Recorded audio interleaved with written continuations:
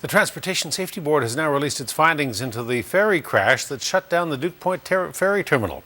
The Coastal Inspiration slammed into the berth at Duke Point in December 2011. The crash did more than $2 million in damage, and the terminal was closed for several months during repairs. The TSB says the accident was caused by several factors, including human error. CTV's Chandler Grieve reports. There was a lot of damage from the bridge. It just went, like, the doors just went like this. It is a first-hand account of what went wrong on December 20th, 2011, when the Coastal Inspiration collided with the Duke Point ferry terminal. That's about the speed the vessel contacted the dock. The hard landing forced the terminal to close for months and cost $2.2 million to repair. Today, the Transportation Safety Board issued its account of what happened and why.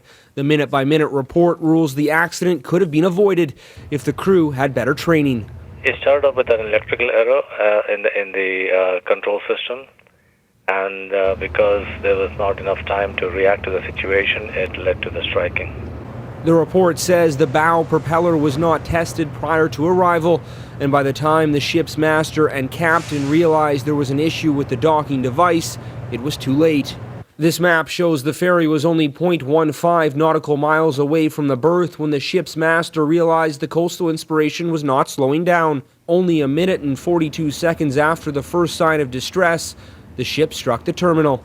Well, again, the root cause was the electronic card failure in the pitch control system, so the vessel wasn't able to engage the forward propeller and brake in time. One of the more alarming findings in this 23-page report is the overall lack of communication between the bridge team and the ship's master. The Coastal Inspiration was only about 150 meters away from the dock before crew members were notified that something was going wrong.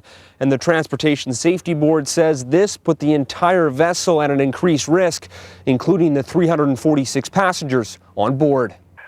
There was no indication of a malfunction down in the engine room for the engineers to communicate with the bridge. The report also suggests crews participate in regular drills to practice dealing with malfunctioning equipment, and it says they should be testing the ship's propulsion system during each run. We've increased the procedures and increased the amount of time that the vessel has before engaging their Mode 2, in this case Mode 2 propulsion. The hard landing injured 7 passengers and 9 crew members and knocked the Coastal Inspiration out of service for 23 days. Chandler Grieve, CTV News, NANAIMO.